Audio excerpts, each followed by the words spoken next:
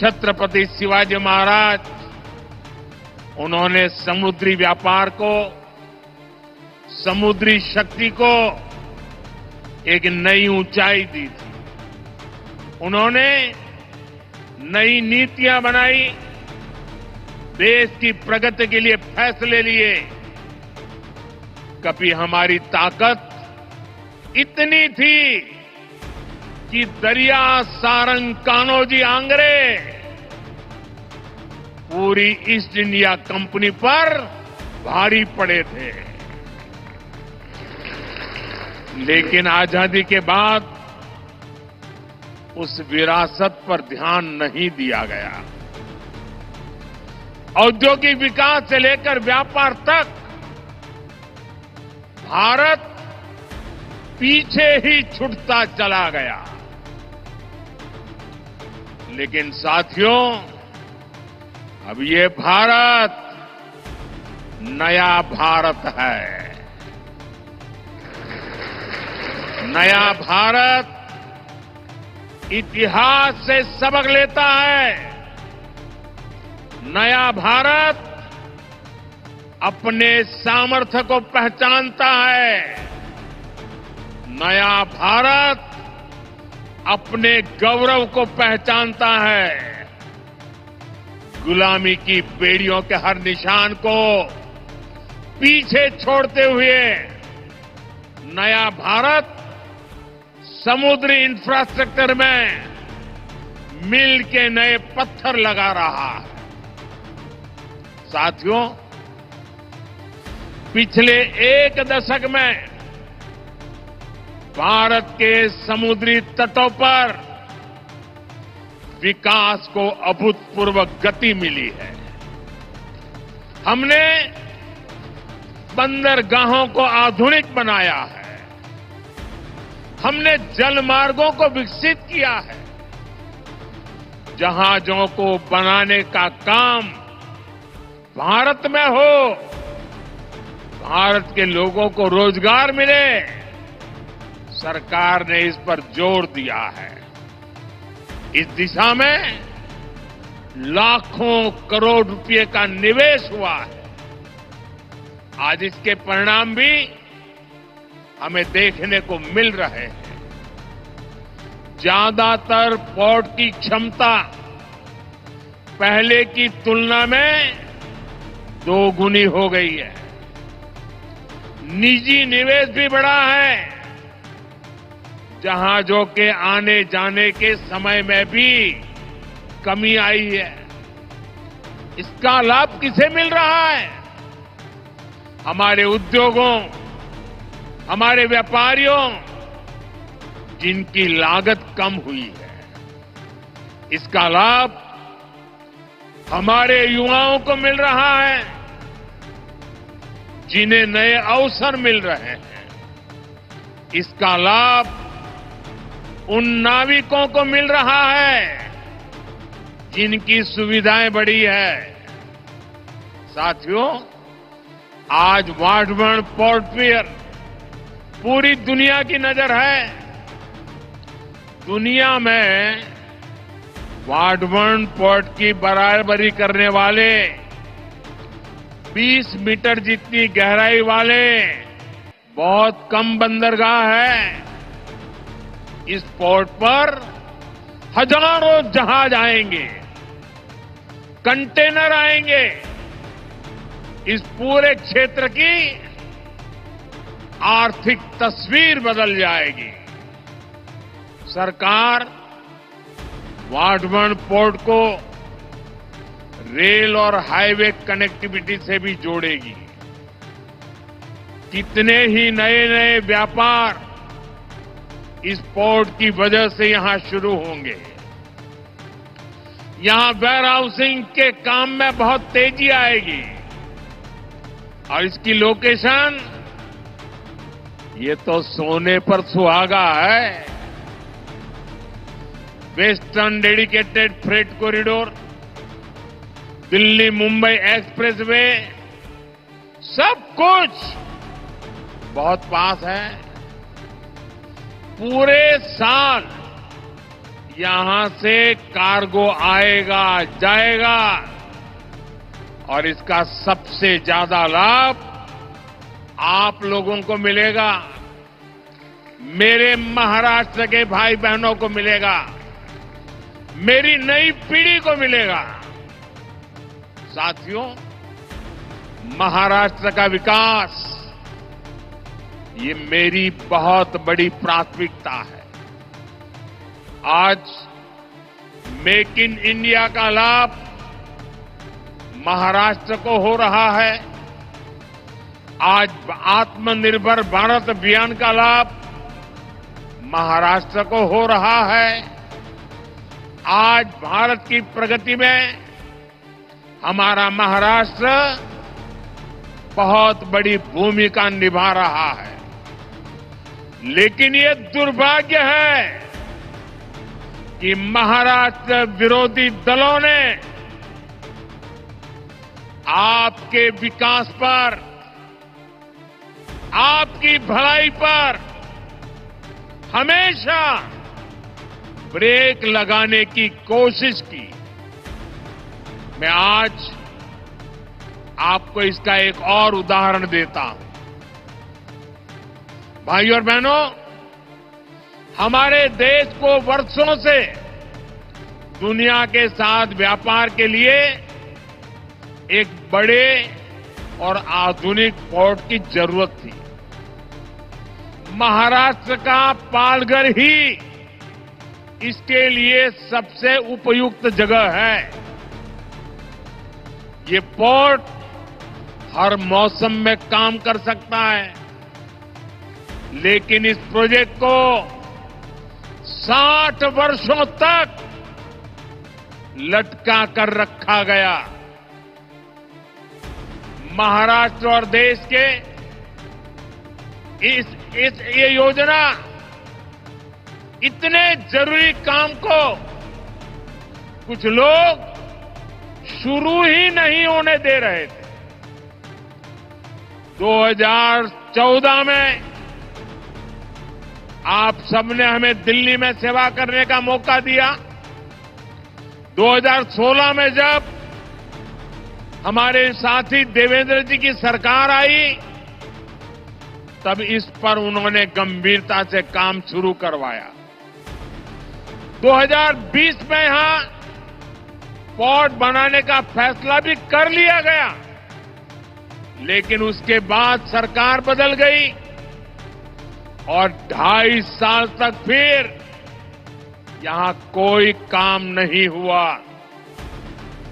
आप मुझे बताइए, अकेले इस प्रोजेक्ट से यहां कई लाख करोड़ रुपए के निवेश का अनुमान है। यहां करीब 12 लाख रोजगार के अवसर पैदा होंगे। महाराष्ट्र के इस विकास से आखिरी किसे आपत्ति थी? कौन लोग थे जो महाराष्ट्र के विकास को ब्रेक लगा रहे थे? ये कौन लोग थे जिनको महाराष्ट्र के नौजवानों को रोजगार मिले इससे इतराज था? पहले की उन सरकारों ने क्यों इस काम को आगे नहीं बढ़ने दिया? ये बात महाराष्ट्र की जनता को कभी भी भूलना नहीं चाहिए। सच्चाई ये है कि कुछ लोग महाराष्ट्र को पीछे रखना चाहते हैं, जबकि हमारे एनडीए की सरकार, यहां हमारी महायुति की सरकार महाराष्ट्र को देश में सबसे आगे ले जाना चाहती है। साथियों, जब समुद्र से जुड़े अवसरों की बात होती है तो इसमें सबसे अहम भागीदार हमारे मछुआरे भाई बहन हैं। मच्छीमार बंधु भगिनीना, आपल्या 5 से 26 मच्छीमाराची गावे, कोळीवाडे आणि 15 लाख मच्छीमारांच्या लोकसंख्येसह महाराष्ट्राचे मत्स्यपालन क्षेत्रातील योगदान खूप मोठे आहे. अभी मैं पीएम मत्स्य संपदा के लाभार्थी साथियों से बात भी कर रहा था. इनके परिश्रम से 10 वर्षों में कैसे इस सेक्टर की तस्वीर बदली है, कैसे देश की योजनाओं से, सरकार के सेवा भाव से करोड़ों मछुआरों का जीवन बदल रहा है.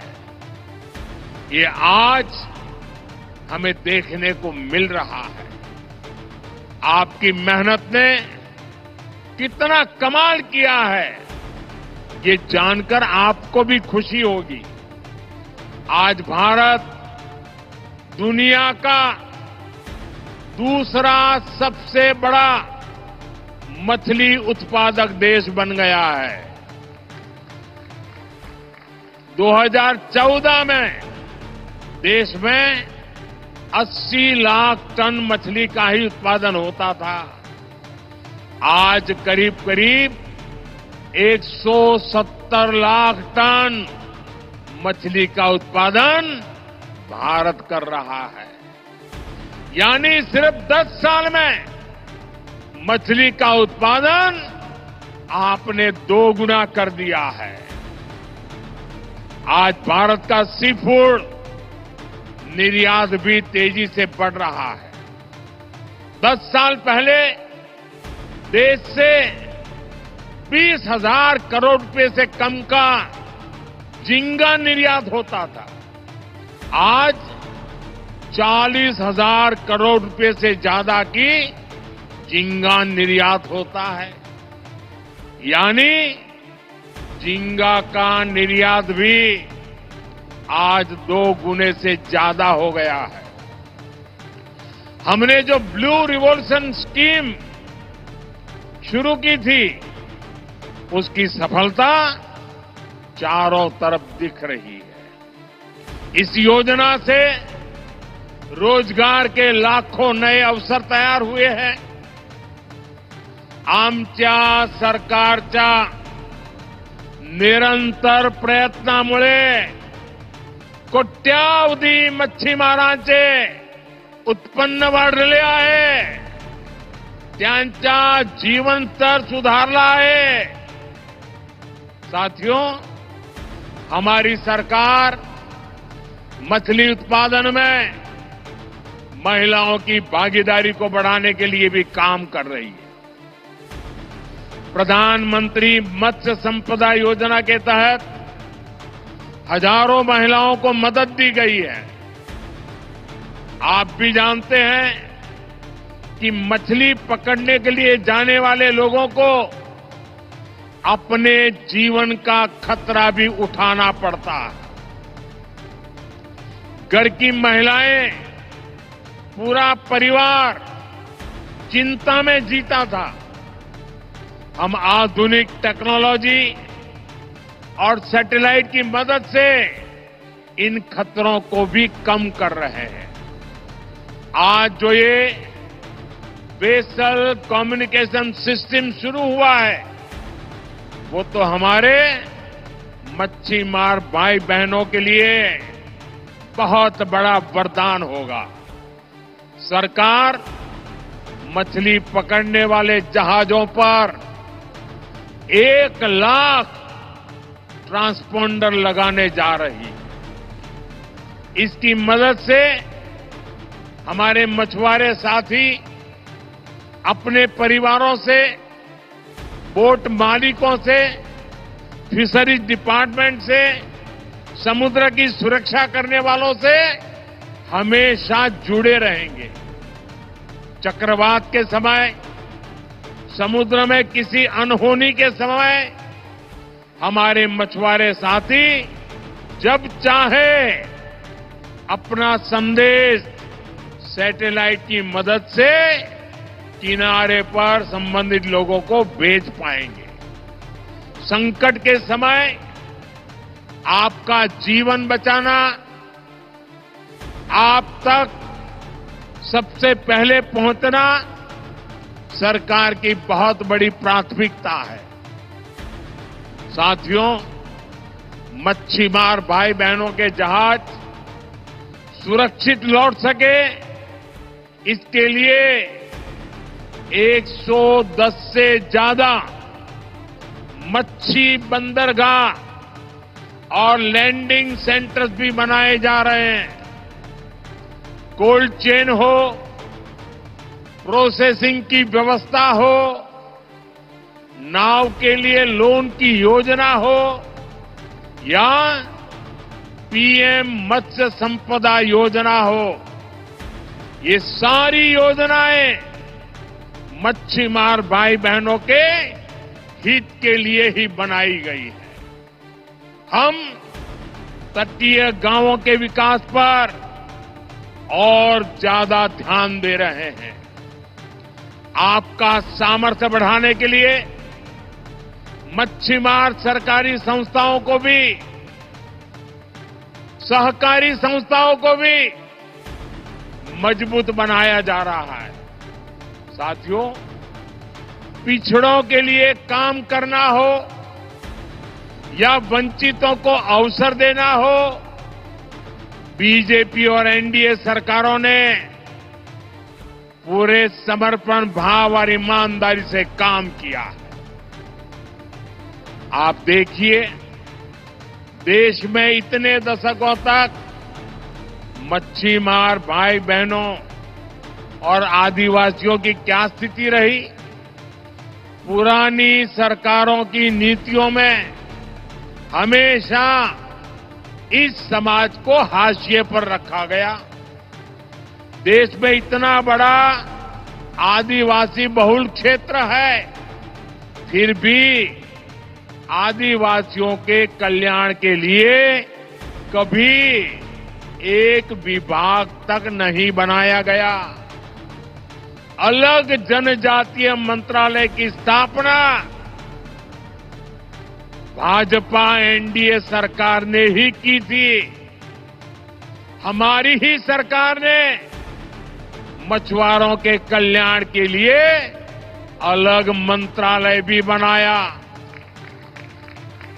हमेशा उपेक्षित रहे आदिवासी इलाकों को अब पीएम जनमन योजना का लाभ मिल रहा है। हमारा आदिवासी समाज, हमारा मच्छीमार समाज आज भारत की प्रगति में बड़ा योगदान दे रहा है।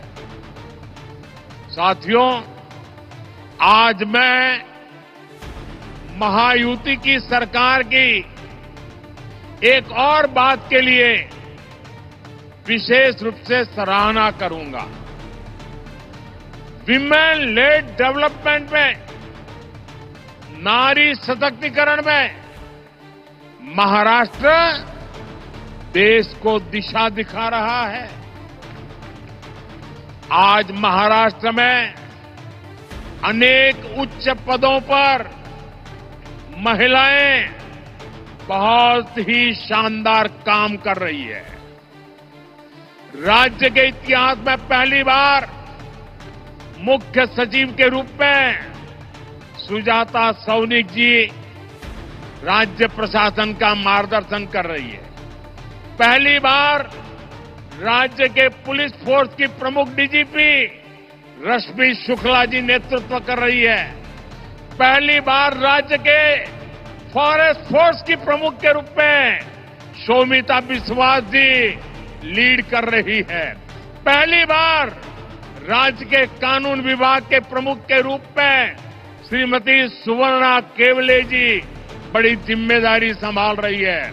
इसी तरह राज्य के प्रिंसिपल अकाउंटेंट जनरल के रूप में जया भगत जी ने कमान संभाली हुई है और मुंबई में कस्टम्स डिपार्टमेंट का नेतृत्व प्राची स्वरूप जी के हाथों में है।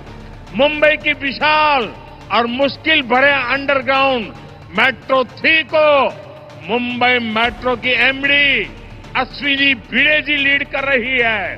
उच्च शिक्षा क्षेत्र में भी महाराष्ट्र में महिलाएं नेतृत्व कर रही हैं। महाराष्ट्र हेल्थ यूनिवर्सिटी के कुलगुरु के रूप में लेफ्टिनेंट जनरल डॉक्टर माधुरी कानिटकर जी नेतृत्व कर रही है। महाराष्ट्र के स्किल्स यूनिवर्सिटी के पहले कुलगुरु के रूप में डॉक्टर अपूर्वा पालकर जी नई पहल कर रही है। ऐसे कितने ही बड़े और बहुत जिम्मेदार भरे पद हैं जहां महाराष्ट्र में नारी शक्ति अपने श्रेष्ठ प्रदर्शन कर रही है। इनकी सफलता इस बात का प्रमाण है कि 21वीं सदी की नारी शक्ति समाज को नई दिशा देने के लिए तैयार है। यही नारी शक्ति विकसित भारत का बहुत बड़ा आधार है। साथियों, सबका साथ, सबका विकास, सबका विश्वास और सबका प्रयास, ये एनडीए सरकार का मंत्र है। मुझे विश्वास है आप सबके सहयोग से हम महाराष्ट्र को विकास की नई ऊंचाई पर ले जाएंगे। आप महायुति सरकार पर अपना आशीर्वाद बनाए रखिए। एक बार फिर आप सभी को देश के सबसे बड़े पोर्ट के लिए, अनेक अनेक मच्छीमार भाइयों के लिए, योजनाओं के लिए अनेक अनेक शुभकामनाएं देता हूं, बधाई देता हूं। मेरे साथ बोलिए भारत माता की। दोनों हाथ ऊपर करके पूरी ताकत से बोलिए भारत माता की। आज आपके साथ समंदर की हर लहरें भी अपना सूर जोड़ रही है। भारत माता की, भारत माता की, भारत माता की। बहुत बहुत धन्यवाद।